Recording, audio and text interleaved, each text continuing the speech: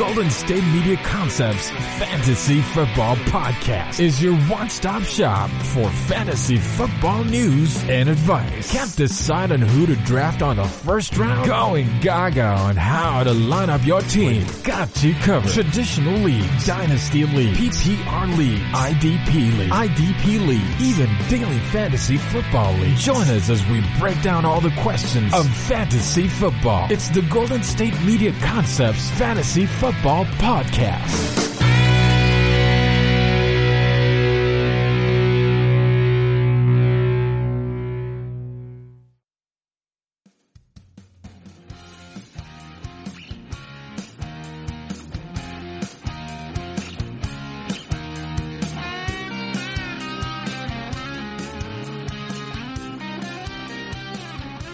What's going on, people? It's the GSMC Fantasy Football Podcast on the GSMC Podcast Network. I am their host for every Fantasy Football Friday. It is Ethan here, and we got a lot to talk about today.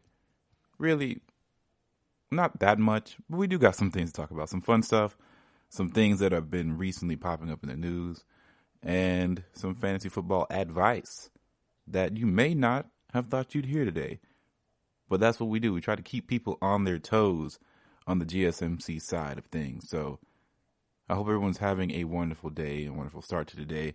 I should go ahead and bring this out as well as just a general reminder of people as they listen to this. Remember, one, stay safe out there. Corona's still around, and it's affecting all things in sports. If you know where I'm at in the GSMC, I talk about college football, I talk about fantasy and NFL/football in general on 3 different podcasts. So you'll probably be hearing me, if you like me, that is, you'll probably be hearing me on the college football aspect of football. Wow, I said football twice. The college aspect of football in a few days, and we're going to be talking about what the Big Ten just did as far as keeping everything in conference. So that's a big change. But what I really wanted to make sure and get across is that, remember, hate speech is hate speech. And there's been a lot of talk about being anti-Semitic and a lot of things in the NFL and in different sports circles in general. And just remember that racism is not okay. And hate speech is hate speech. Be a good person. Be understanding. Don't be a hater. All right. So here what we're going to talk about today.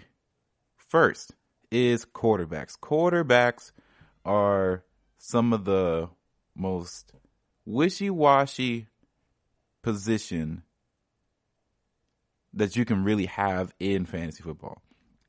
What I mean by that is there is no clear winner in quarterbacks fantasy football besides maybe one or two guys every year. Everybody else is kind of run-of-the-mill. You can't lose per se. And it doesn't mean that you win either. But our good friends from Fantasy Pros has created a list of quarterbacks not to draft in 2020 that I think would be great to look at and get a baseline of who we should be avoiding. And I'm also going to tell you some guys that I am going to be targeting personally for fantasy football this year. Okay, so quarterbacks 2020, who should you be avoiding? They say there are a few players who are true do not draft under any circumstances. And it's like you don't hate players, you hate ADPs. In 99% of the cases, the reasons for placing a player on a do not draft list is because of his average draft position. That will be the focus of the list, and it will feature quarterbacks that many of us like and would love to have. It's just that they cost too much, and we're going to take a look at the 2020 do not draft quarterbacks list. So that was a disclaimer. So this isn't like they're bad quarterbacks. They're going to have bad years. It's all about the draft position and where they've been averaged to be taken in these mock drafts this year. Number 1 so far, Aaron Rodgers. So he is quarterback 8. And it reads, I can't remember the last quarterback to survive so long on name value alone. There was a time when Aaron Rodgers was the undisputed best quarterback in both NFL and fantasy. That was a long time ago. Rodgers is currently in the quarterback 8 using Fantasy Pros' expert consensus ranking, ECR for short, with the 6th round ADP. There's not much you can do to justify spending that much on Rodgers. The opportunity cost is just too high.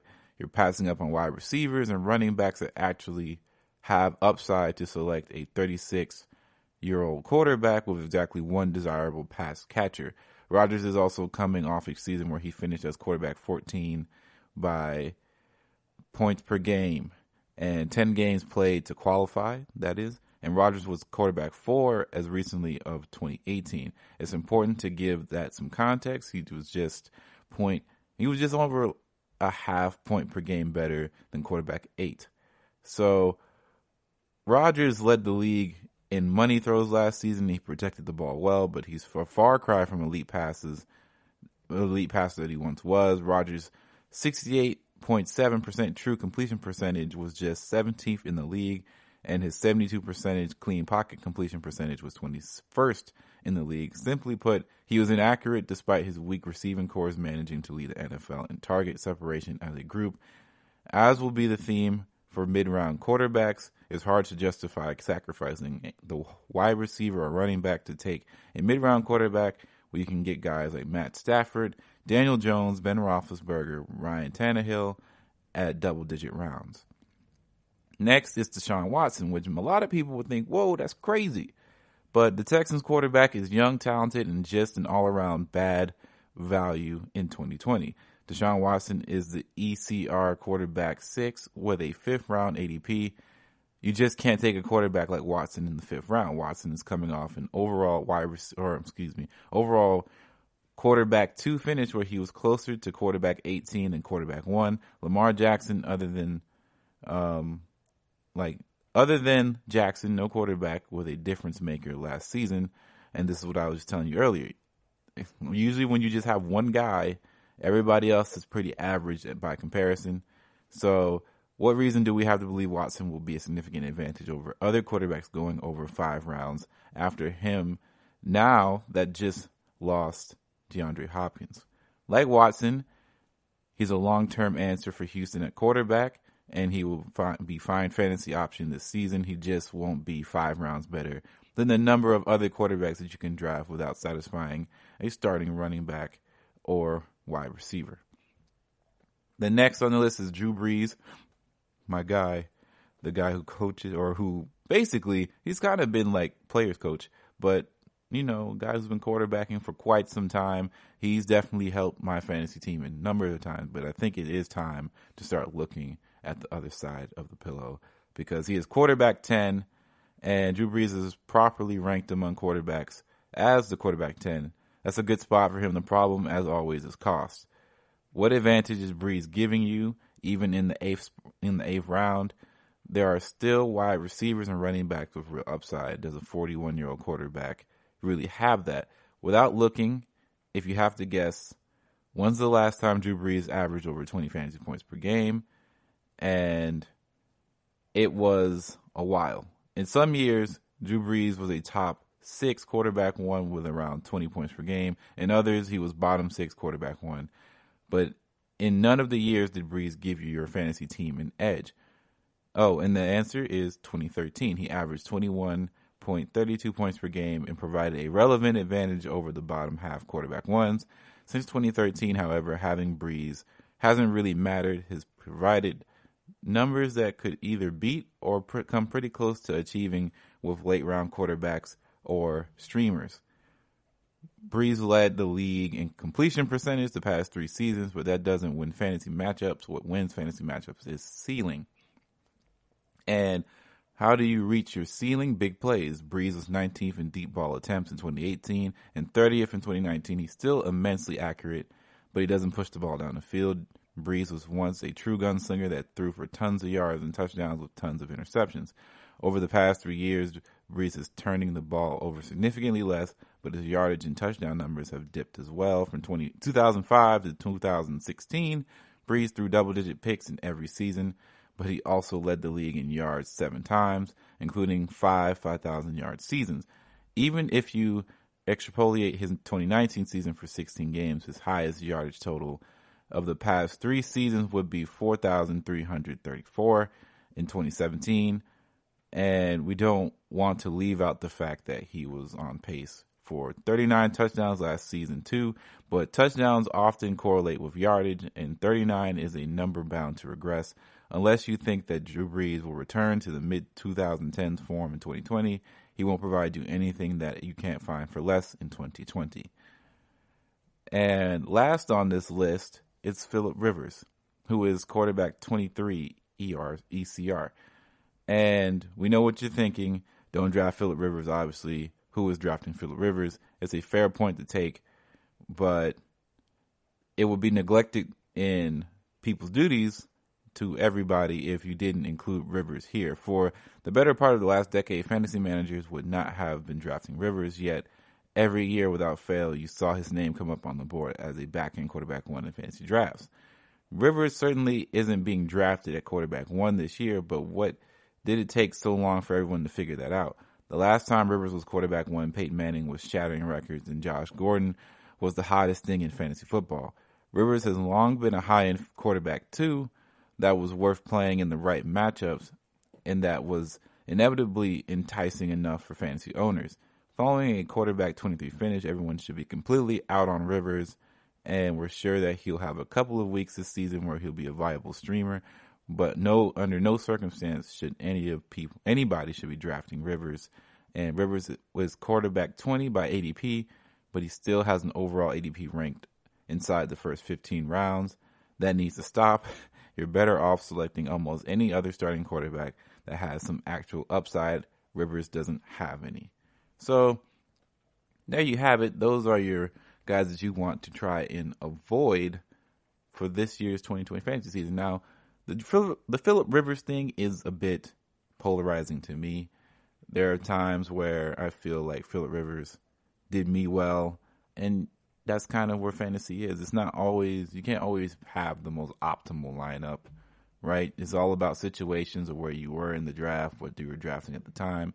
And I do have to admit, Phillip Rivers was not the guy, but he was serviceable, and I think that was 2-3 years ago. So things have definitely changed. It's not like I'm out here drafting Phillip Rivers last year or years prior, but things do change, and you got to appreciate the guys, what they did for you back then, and realize that they can't do what you would like them to do now. However, who am I targeting this year for quarterbacks in fantasy football? I am looking for value. I'm looking for potential upside, and I am looking for somebody that people might be forgetting. So everybody who checks on that list, there's only a few. So I'm looking at a guy named Daniel Jones for sure. I talked about this with my friend David about a month ago. He's a big Giants fan, and he has been talking to me about the potential that Daniel Jones might be the most slept on starting quarterback in the NFL.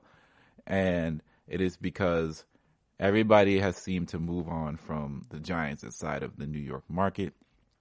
And, you know, it was a big Daniel Jones fest for the first few weeks, and then things kind of teetered off. And now everybody's kind of sleeping on him. And everybody's looking at for the next Patrick Mahomes or the next Lamar Jackson, where people are eyeing guys like Kyler Murray, and people are looking at even the Washington football team's quarterback perspective, or even looking at guys like Teddy Bridgewater, and of course the new rookies that have come in. Everybody's looking for the next it guy, and everyone seems to have moved on from Daniel Jones, kind of like how people have moved on from Sam Darnold. And I think a lot of people believe Sam Darnold is talented, but they do not think that he is this otherworldly talent that is going to transcend football. And that's what everybody is looking for, because the last few drafts we have found guys who are transcending the game of football to a different trajectory.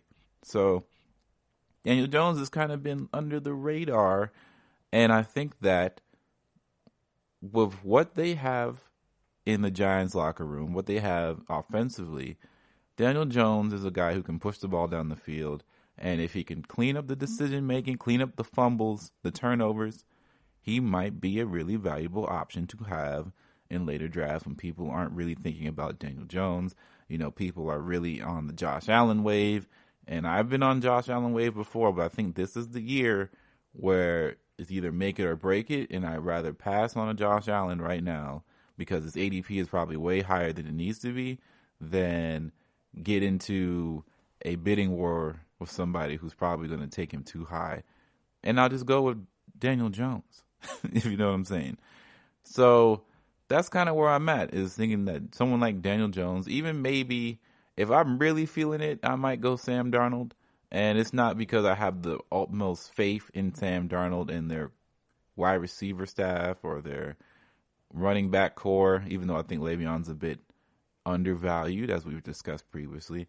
I do feel like there might be some upside there for guys to be able to show out, especially in a division that really could go a lot of different ways. You never really know what could happen. But we're going to take our first break here, then we're going to get into our second segment of the day. This has been the GSMC.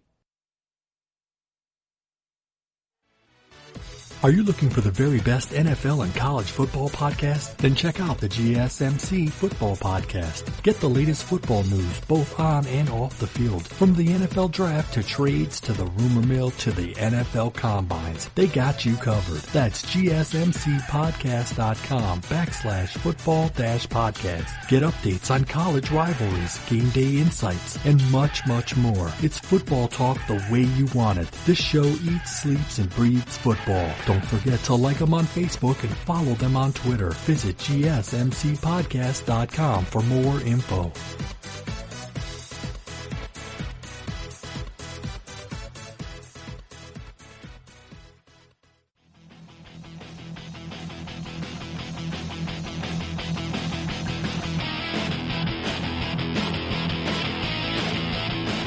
Welcome back to the GSMC Fantasy Football Podcast. And on this podcast, we are talking about Raheem Mostert. Now, that name might be familiar to a lot of daily fantasy users because near the tail end, when most people's annual fantasy seasons ended, daily fantasy kept going, and you'd see him in these pick'em deals and all these super Saturday or super Sunday playoff game daily fantasy games, and he would go off. He went off for that 200-yard performance against Green Bay, and it was unreal, right? It was unreal, and people were like, Mostert is the new guy. Of course, they did the whole ESPN special and all of that. He keeps stuff in his locker room to remember about all the teams that passed up on him, the whole nine. It looked to be all set in stone for him to make a Super Bowl appearance and maybe win it. And he, of course, 49ers did not win the Super Bowl. He went to the Super Bowl with them. And now he's requesting a trade. So this is via his agent. Now, of course, running back Raheem Mostert is requesting a trade from San Francisco 49ers.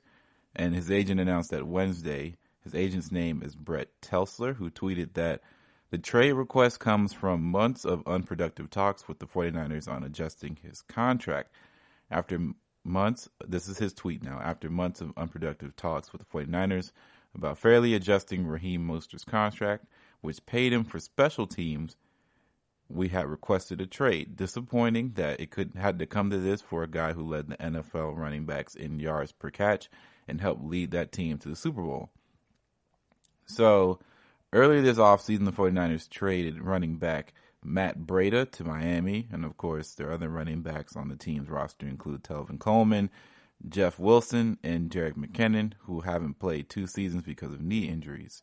So, Mostert is scheduled to be paid a base salary of $2.5 million this season and is due $2.8 million in 2021 as part of a 3-year contract he signed with the 49ers last year. Based on average annual value, Mostert is the 49ers' 4th highest paid running back behind McKinnon, fullback Kyle Juszczyk, and Coleman. Mostert led the 49ers with 772 rushing yards last season and scored 10 touchdowns, 8 rushing, 2 receiving. In 3 playoff games, he rushed for 336 yards with 5 touchdowns. He set the 49ers record with 220 rushing yards in his team's 37-20 NFC Championship game victory over the Green Bay Packers, and he led the NFL with 12 rushing touchdowns from Week 12 through the end of the 2019 preseason.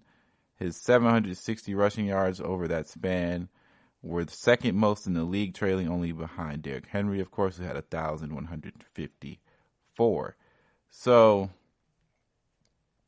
putting it all in perspective, he wants more money, of course. He wants a new deal and to be paid like a back in this league and not somebody who just does special teams. And it seems like the 49ers are not going to be able to work out a deal like that, and it seems to be that a trade is going to have to be in the works to get him out of there. Now, why are we talking about this in fantasy terms? Well, in fantasy, we have to remind ourselves what trades mean to people's value. So, let's go over who's on their team right now at running back besides Mostert. We have Jeff Wilson, we have Jarrett McKinnon, and we have Tevin Coleman. They just got rid of Matt Breida, who was also injured at the time. Raheem Mostert sits at fantasy ranked 61 in standard leagues. Now, that is running back 25 overall. That might be too high. And I think that Mostert had a really, really good playoffs. He had a good hot streak. But I don't know. I just think that there are guys who may be able to provide more value at that position than what people seem to really understand. So there's Delvin Singletary, there's DeAndre Swift, there's Cam Akers, there's Kareem Hunt, there's Sony Michel, there's Darius Geist, there's Jordan Howard, there's Ronald Jones II, there's Damian Williams, there's Keyshawn Vaughn. Now, of course, there are people who think that Devin Singletary is too high on the list in some people's ADPs. There's some people that believe that, Darius Geist is too high as well. But, you have Ronald Jones down there, you have Damian Williams, you have Keyshawn Vaughn. You have a lot of guys who potentially could give you more in running back by committee systems than I think Raheem Mostert is going to be able to give you. Let's keep in mind, Le'Veon Bell, who is still the bell cow in New York, is only one position higher than Mostert. This is trying times for running back rankings right now, to where Le'Veon Bell, who by all accounts, it wasn't like he slowed down. He's not physically out of shape. The team just wasn't that good. And he's only one spot below Raheem. And this is no disrespect to either one of them. I think they're both quality backs in their own right.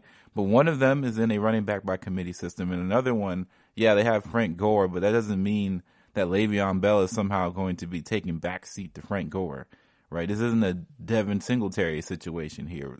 Le'Veon is their bell cow, and no matter if their head coach likes Le'Veon or not, that's not important. What's important here is to know the touches and who is going to get the most bump at the time of playing. Ronald Jones is going to get more bump than Raheem Mostert would, considering that injuries held back a lot of people on that team, and now we're going to see who comes out of training camp whenever that happens, who will be the top dog. And I don't believe Raheem Mostert is going to be a top dog type of back. The dude is 28 years of age. This isn't some rookie phenom coming in the league, right? This is a 28-year-old guy, and he's a nice story, and we should all applaud him for being able to do what he did for that team, and that was really special. And I'm not saying that he shouldn't request a trade or he shouldn't look to get paid elsewhere. That's not what I'm saying. What I'm saying, for fantasy value, the dude is 28. He's on the downturn. I'm pretty sure he's older than Le'Veon at this point. Let me make sure and double check this, because Le'Veon might be right there at the same age, honestly. And no, yeah, him and Le'Veon are the same age. And he gets less touches than Le'Veon. He's done less than Le'Veon in his time in the league. And you're not going to know how much, it's a blurb in the system. It's a blurb in the seasons. If you look at his season stats, there's nothing that you can really look at and be like, oh, yeah, he's definitely going to pull this off again, right? We've seen what Derrick Henry was able to do for years And we always had ideas that he had this potential in him. We know what Dalvin Cook can do healthy. We know what Ezekiel Elliott is when he has a full season. We know what Nick Chubb is able to do in the last 2 seasons. We saw a good season of Josh Jacobs. We saw what Miles Sanders is able to do while in a running back system that's kind of wonky, but can make it work. And we know, for example, even though Clyde Edwards might be going way high, as we talked about last week, we know what an Andy Reid running back system looks like when he really, really trusts the lead back. We know these things. We really don't know what Mostert's role will be next year. We don't know what Shanahan has implemented, what his ideas are.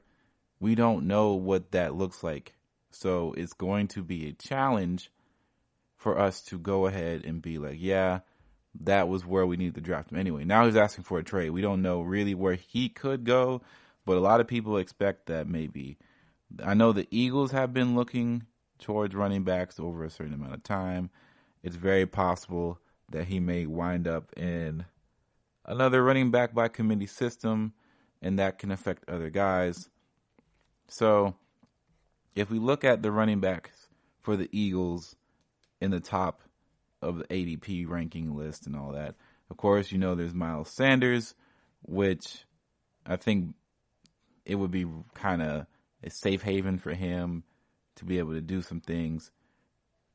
And I mean Mostert, because I don't believe that the Eagles are ever going to fully be bell cowing as much as it seemed, especially when Jordan Howard was out.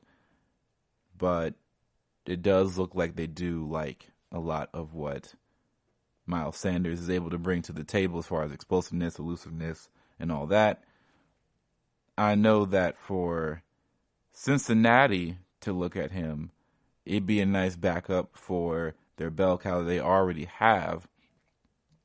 And essentially it would be, can they get the deal done?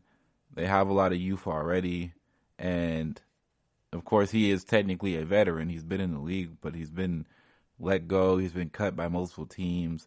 It's not like he is an established part of the NFL running back core system, right? This isn't like, D'Angelo Williams here. This is Raheem Mostert. Shout out to D'Angelo Williams. He saved a lot of my fantasy seasons, by the way. But we're not in a situation where he can just come in and play. And, of course, there's a lot of issues with stuff like that. Like, you can even look at situations like in Indianapolis where there's just too many running backs.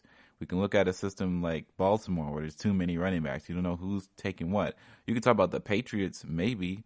They may need a little bit more running back help. But even then, James White and Sony Michel seem to complement each other very well. They still have their other running back. Really, their problem is O-line because it was basically decimated. And their fullback game wasn't the best that it used to be. That's really the bottom line. So don't forget that Philadelphia also has Boston Scott, and all these things can change. Maybe Washington might be a team, but then you already have Adrian Peterson, you have Jarius Geis, and Cincinnati still has Giovanni Bernard, who's another one of those warriors out there that were on the waiver wires that saved some seasons as well. And the New England running back, who I couldn't remember at first, off the top of my head, was Rex Burkhead.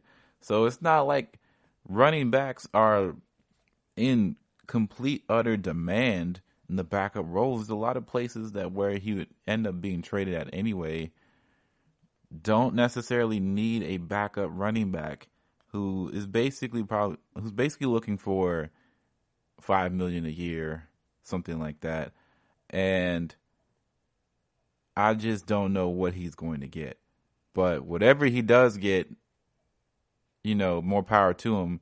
But for fantasy purposes, this seems like a strong stay away for wherever he gets traded to. And also to remind ourselves that value changes when things move. Value changes when people move, when systems move elsewhere, and we have to always stay up to date on what is happening around us. So, looking at the news cycle, we have to know where things are moving.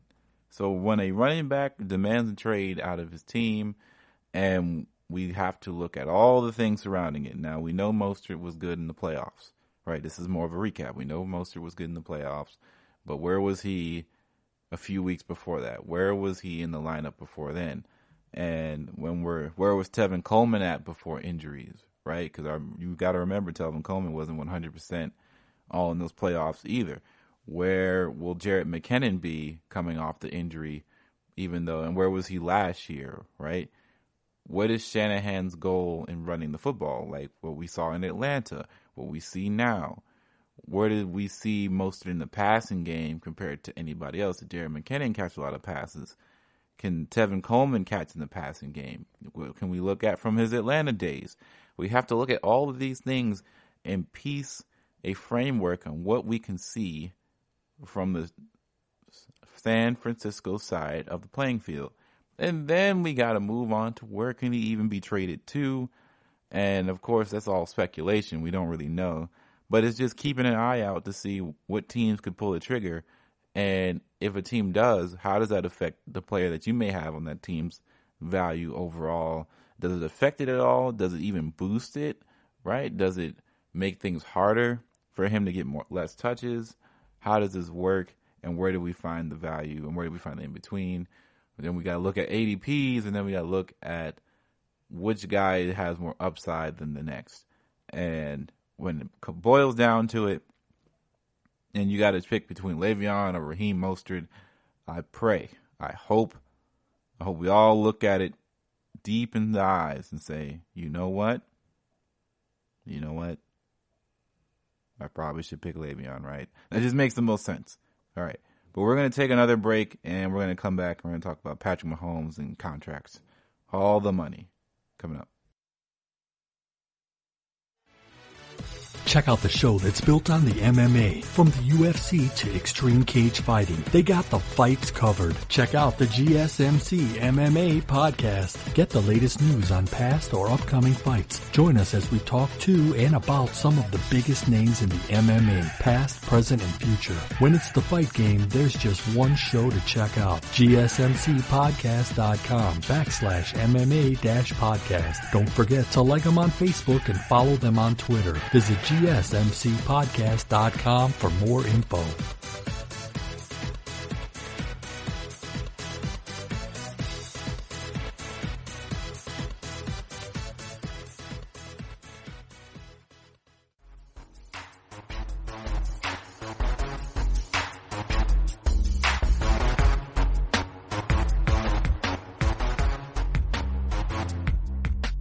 All right, welcome back, GSMC Nation. We're talking about fantasy football still, and you're still locked in with Fantasy Football Friday with Ethan here again. I want to ask you guys real quick a question that you can answer on our social media page. So that is Facebook and Twitter.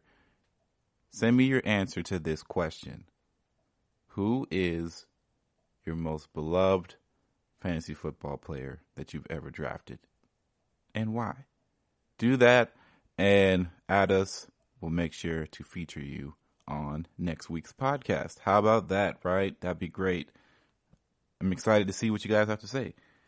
But what we're talking about in this segment here is Patrick Mahomes, Big Mahomes, Big Pat got the big bag, and we got to talk about it. And we got to talk about how it relates to other quarterbacks around his age bracket, his threshold, his talent potential. What could this mean for the rest of the quarterbacks around the NFL money-wise? So the Chiefs and Super Bowl MVP quarterback Patrick Mahomes have reached an agreement on a 10-year contract extension that ties him to Kansas City through the 2031 season. 2031. I don't even know what the world will look like 10 years from now. But the team announced Monday this.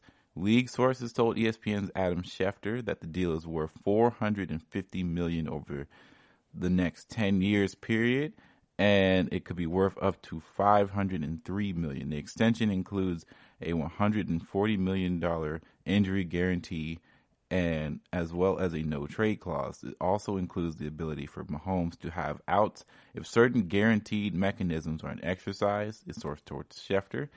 Since he joined the Chiefs just a few years ago, Patrick has developed into one of the most prolific athletes in all of sports.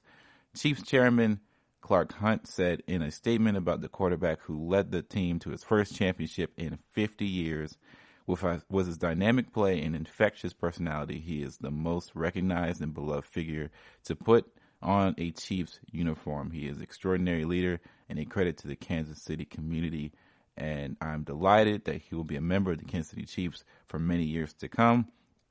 Mahomes also tweeted about the deal following an announcement on Monday, and the Chiefs picked up Mahomes' fifth option for the 2021 season in April, putting him under contract for the next 2 seasons. Mahomes had 2 years and $27 million left on the deal, $2.8 million this year and $24 million in 2021. The 10-year extension puts him closer under contract with the Chiefs for the next 12 seasons now, and Mahomes will receive $83 million plus in signing bonuses from 2021 to 23, so $21.7 million in 2021, $27.4 million in 22, $34 million plus in 23. Those 3 years are fully guaranteed, sources told Jeremy Fowler. The Chiefs added $25 million in incentives over 10 years for Mahomes starting in 2022 and for 10 years running. Mahomes will have $1.25 million incentives for winning the AFC Championship game and $1.25 million incentive for winning NFL MVP, a source told Schefter.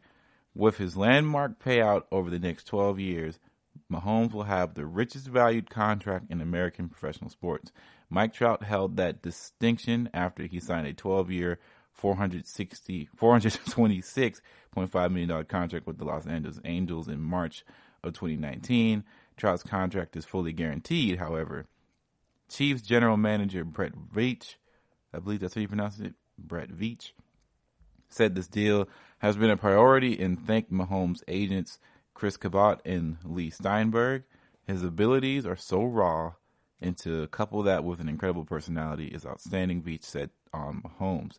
So we're going to have to continue to do everything we can to surround him with talent, and this deal provides more flexibility to do that. He obviously is an integral part to our success, and we're thrilled to have him going to be our quarterback of the Kansas City Chiefs for a long time.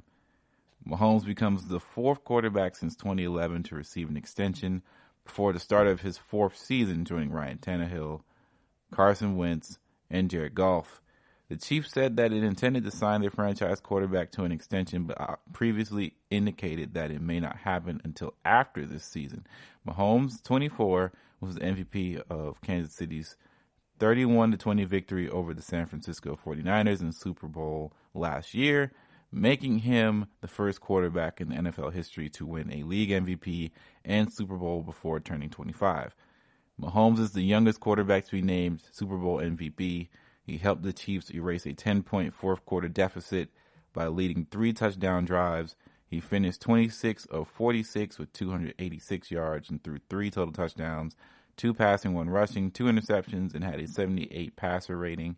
He joined Tom Brady and Terry Bradshaw as the only players with a Super Bowl MVP despite throwing multiple interceptions. Mahomes was named the NFL MVP after the 2018 season, in which he led the league with 50 touchdown passes and threw for 5,097 yards in his first full season as a starter. Coach Andy Reid said the best part that Mahomes is still early in his career. Mahomes doesn't turn 25 until September 17th. He's a natural leader and always grinding, and whenever that's on the field, in the weight room, or watching film, he wants to be the best, Reid said. He's a competitor, and his teams feed off his energy. He makes us all better as an organization, and we're blessed that he is going to be the quarterback for years to come. The Chiefs traded up in the 2017 draft to select Mahomes with the 10th overall pick. He set out for most of his rookie season behind starter Alex Smith, starting in only in the season finale, when the Chiefs rested their starters. The Chiefs traded Smith to the Washington Redskins before following season and made Mahomes a starter. Overall, Mahomes had thrown for 9,412 yards, 76 touchdowns, and 18 interceptions, and 31 regular season starts in 5 playoff games. He has thrown for 1,474 yards, 13 touchdowns, and 2 interceptions. It was a mouthful, but Patrick Mahomes has received the biggest bag we've ever seen. And just a side note about Mike Trout, it's all guaranteed money, and that's crazy, right? It's crazy to think that people are still make that much money, even in a 12-year period. Insanity. But Patrick Mahomes I've never seen a deal this big in football before. Actually, it's never been this big a deal in football before, ever.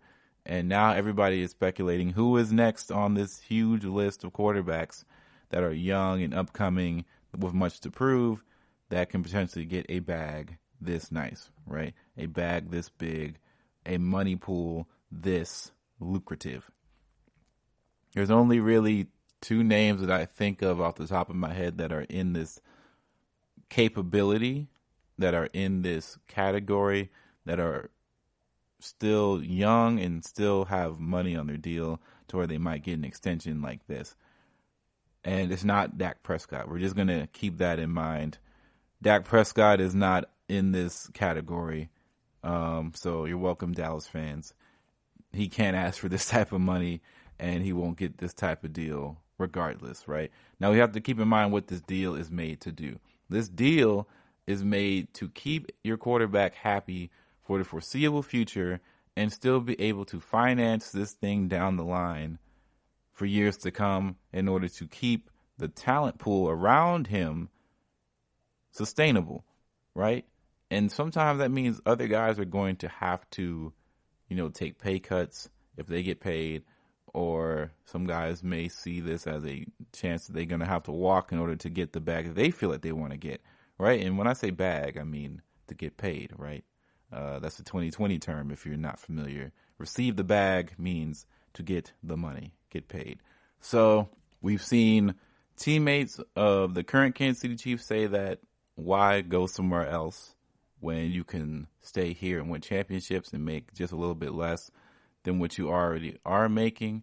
And that is a bit of a sacrifice in itself. You're not being as selfish as you could be to go make more money somewhere else, but still lose, and you may get 1,000 yards, but you may be able to win here, and your numbers won't be as great, but you'll have Super Bowl rings and all that. And that's a whole different conversation, because I believe that a lot of people don't get remembered as well being on Super Bowl championship teams and not having the biggest numbers unless you're inside that team's community, right? So, for example, the Saints, there's guys like Robert Meacham, and there are guys like Roman Harper and things like that who are very much borderline. Well, no, Roman Harper is going to the Saints Hall of Fame.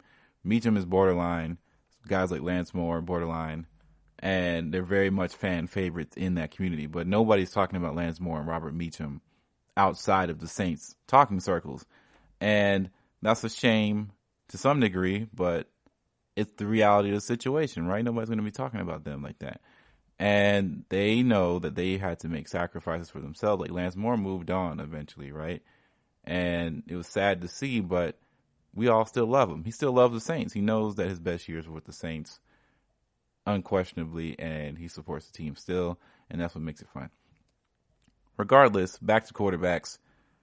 Who are the two that really have a chance? Of course, it's going to be Deshaun Watson, and it's going to be Lamar Jackson. It's been a huge talking point about Lamar. I want to talk about Deshaun first. Deshaun Watson, what he would have to accomplish, essentially, is one, he'd have to win MVP, and he's kind of primed in position to win it this year because he's working with less than what he had previously as a whole commodity, right? He's working with the fact that people think his head coach is not very bright, and he made a lot of trades that we don't know is going to work out. Of course, they got Brandon Cooks. We know they got David Johnson from the Cardinals deal, and they sent DeAndre away.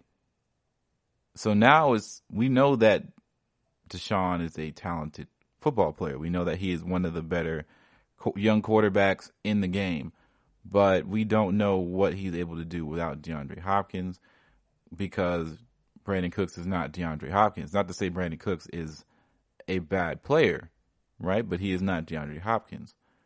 Now, he's never had a running back as potentially talented as David Johnson is. right? We don't know what David Johnson we're going to get next season. So we don't know. But he is in prime position, if everything goes well, to be the front runner for MVP in my book. And it would take him really, really running away with the AFC, being one of the top 2 seeds, and really making noise that direction. And that's going to be hard when you have Patrick Mahomes and Lamar Jackson in the same seat. Now, the Ravens, they should be Super Bowl favorites outside of the Kansas City Chiefs, bar none. They should be the second favorite. And their team is still stacked. They still have a system that looks like it's going to be good. And when your offense is that good and they really couldn't figure you out, like that playoff game against the Titans, it wasn't that the Titans figured them out. There's just so many things going on in that game. And I know what the numbers look like. Okay, we know that Lamar Jackson's playoff passer rating looks bad, and we know that his completion percentage is like 51%. But that doesn't matter when you look at the context. If you actually watch the games, you can see that, especially the second one, right? Where when he played the Titans, there was a lot of drops. There was a lot of times wide receivers were open and the ball just wasn't caught. And that affects passer rating, and then things got kind of out of hand, and he was forcing his hand a bit.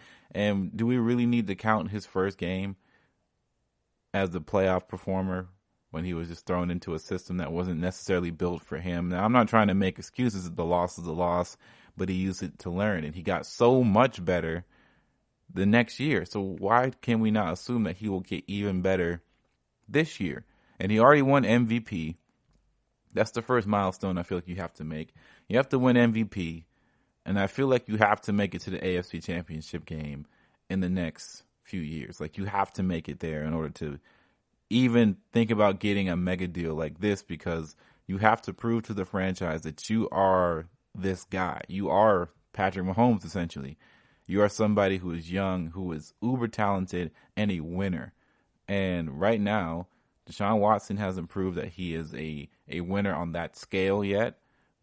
Lamar hasn't been in the league long enough to prove that he's a winner at that scale yet. Lamar's first full season was last year, and he played basically half of one. Now we have to see what he's able to bring to the table after all this is said and done. But I think those two are the guys who look the part to potentially get these 10-year deals. It's not going to be like the Dak Prescotts. It's not going to be guys who are already closer to 30 than they are to 25. So that's really it. We're going to take our final break here now. And coming out, we're going to be doing some more fun. We're going to be talking about food. And stay with me here. It's going to be fun. This is the GSMC. Check out the show built around the women of MMA. From the UFC to the extreme cage fighting, we got the fights covered. Listen. It's the Golden State Media Concepts Women's MMA Podcast. The latest news of upcoming fights, discussions of previous matches. Join us as we talk to and about the biggest names in women's mixed martial arts. Past, present, and future. When it's the women's fight game, you know where to listen to. The Golden State Media Concepts Women's MMA Podcast.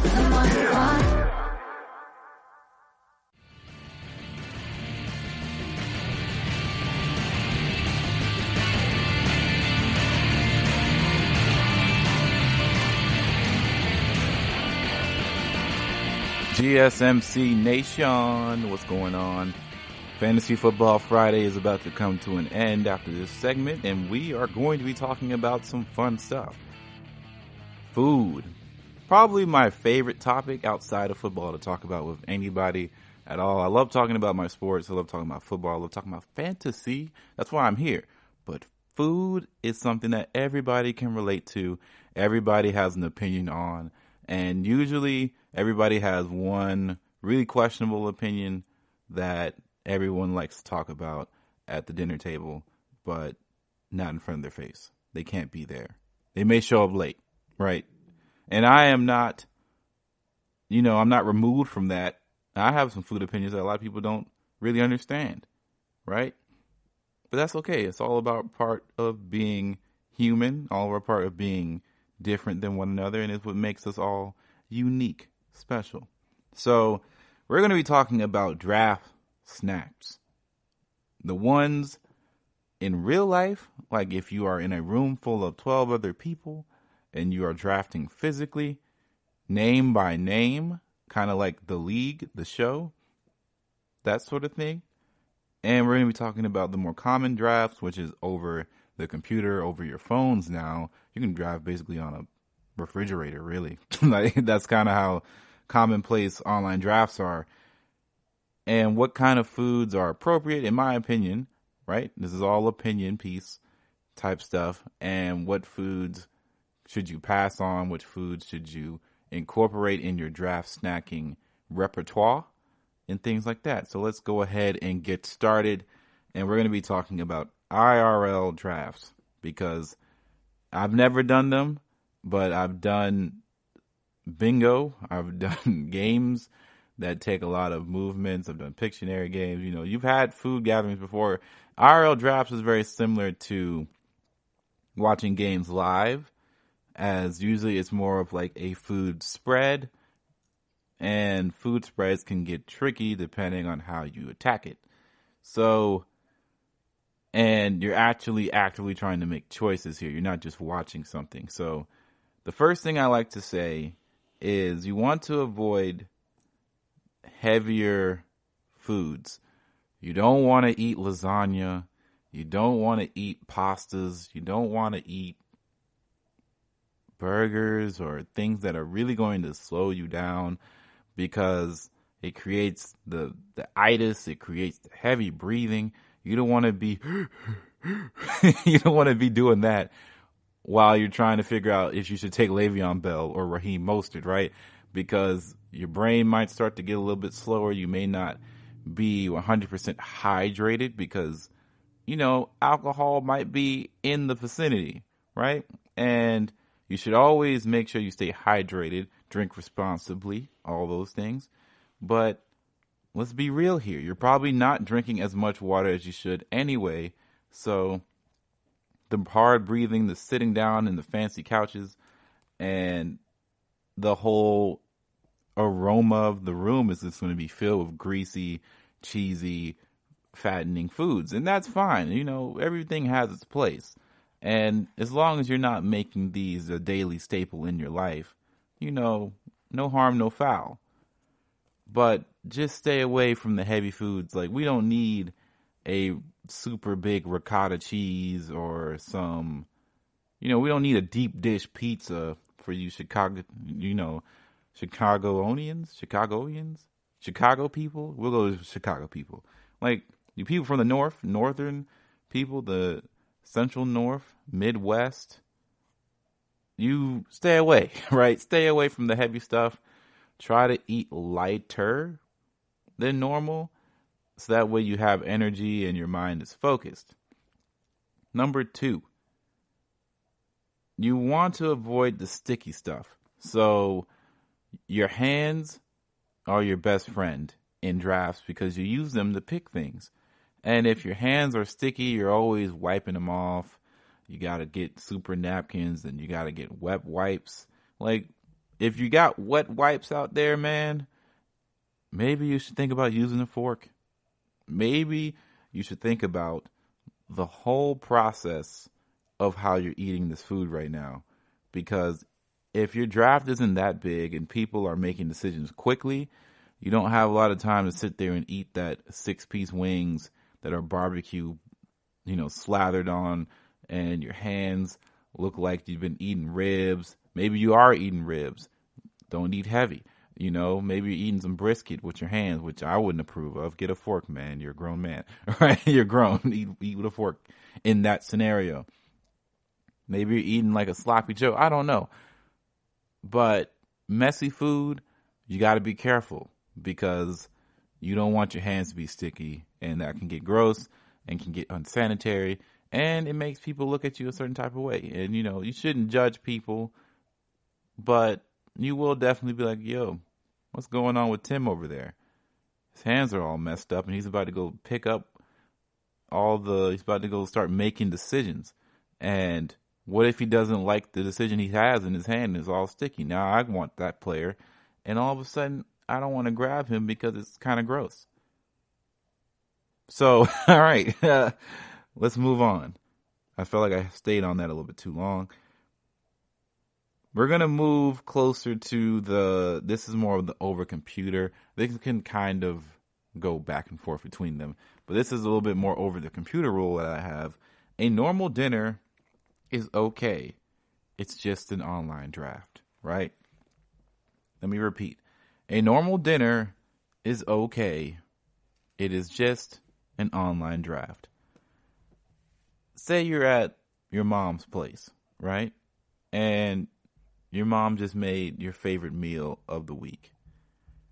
It is irresponsible as a surveyor of the food arts, of a fan of food, a master of the cuisine, tasting side, to go ahead and say, my bad, Mom, I got a draft, so I got to eat this bag of cheese puffs. Don't eat the bag of cheese puffs. You're not going to get any nourishment from that anyway. Go fix yourself a nice plate of whatever your favorite meal is, whatever dinner you cooked. It could be asparagus and some chicken breasts, some nice steamed vegetables, or anything that, it doesn't have to be necessarily the most healthy meal, but, a dinner that you made previously. Maybe it's just leftovers. You don't have to make a special meal for the draft, right? You don't have to do that for any sort of special occasion that comes to, football, sports watching. If you already made food, right, and you didn't pre-plan to make food for the special occasion, just eat what you already have. You don't need to go order, 30 wings for this online draft, right? Because then you're really just out of pocket a lot of money, because there's no guarantee you're going to win it. It's not like a celebration here. You're just eating wings for the draft. And I mean, don't get me wrong. I've definitely been a guy who's ordered wings for an online draft, but that's more just because I like to be fully enthralled in the moment, and I like to make it a moment for me. And that's okay. But if you had food cooked already, probably consider eating the food that you already have in your fridge, rather than going out spending more money or eating stuff that you don't need because you already have fresh food cooked already and you don't want it to spoil. And that would be wasteful. Don't be wasteful in fantasy football or in food. Don't be wasteful. And I would have to say there's a few more points here I want to get off. Eating fruit at events like this, at larger gatherings with more people, is okay. And here is why. Nobody else is really eating the fruit. Nobody else is eating the salads. So you have your pick of the litter, really. And you can make yourself a really, really nice bomb salad or a fruit salad or anything like that. You can buy one of those fruit variety trays. Even get some of the little dips and all that. It's good food, man. It's good eats. It's good times.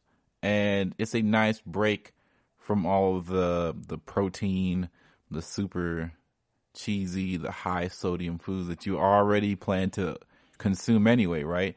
Maybe you don't need the loaded potato skins right now for round 3. Maybe you can take in some berries. Maybe you can take in some strawberries, maybe some melons, right?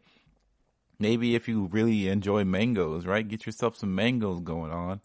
Or maybe you just need something a little bit lighter, right? Maybe you did decide to go against the will of Ethan's Friday Fantasy Football Podcast talk about food and eat pasta, right?